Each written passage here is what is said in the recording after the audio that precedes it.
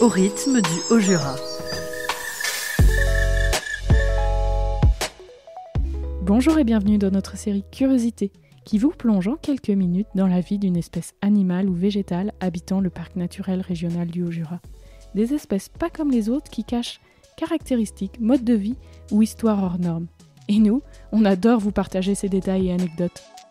La curiosité du jour est une orchidée, le sabot de Vénus. Et oui, les orchidées ne poussent pas que dans les forêts tropicales. La preuve, il existe 25 000 espèces d'orchidées à travers le monde.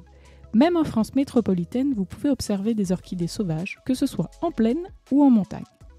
Mais revenons à la star de cet épisode, le sabot de Vénus, plus grande orchidée d'Europe. Une curiosité végétale qui se raréfie sur le continent. En France, on le trouve surtout dans les Alpes, mais aussi sur quelques sites bien particuliers du Haut-Jura, comme la vallée de la Bienne.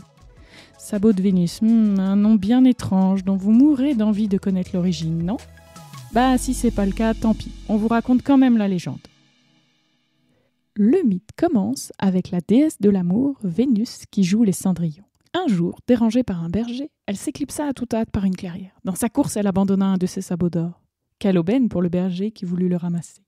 Sa main n'eut pas le temps de s'approcher de la chaussure que pouf ! Elle disparut comme par magie. À la place, une drôle de fleur venait de pousser. Une orchidée qu'il baptisa sabot de Vénus. Et cette fleur en vrai, elle ressemble à quoi ? Un sabot, me direz-vous, évidemment. Mais pas une vieille godasse, plutôt un beau soulier jaune strié de pourpre de 3 à 5 cm de long. Le tout auréolé d'une pièce florale brun violacé en forme de croix. Esthétique, mais pas que. Son grand label doré lui sert de piège à insectes. Non pas pour les manger, mais pour les obliger à transporter son pollen à leur insu. Cette délicate pantoufle végétale n'est pas pressée. 6 à 15 ans. C'est le temps qu'il lui faut pour sortir sa première fleur. Et ce n'est pas gagné pour qu'elle fleurisse l'année suivante. Peut-être que oui, peut-être que non. Elle ne fleurira entre mi-mai et mi-juillet que si les conditions écologiques lui sont favorables. Si ce n'est pas le cas, la plante reste en terre sous forme de rhizome en attendant des jours meilleurs. C'est ce qu'on appelle une espèce à éclipse. Attention, ce super pouvoir ne la rend pas indestructible. Elle ne supportera pas tous les mauvais traitements et encore moins s'ils s'éternisent.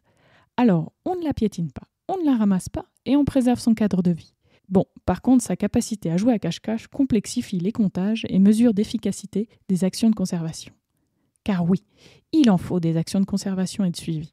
Notre belle plante est actuellement sur la liste rouge des espèces menacées.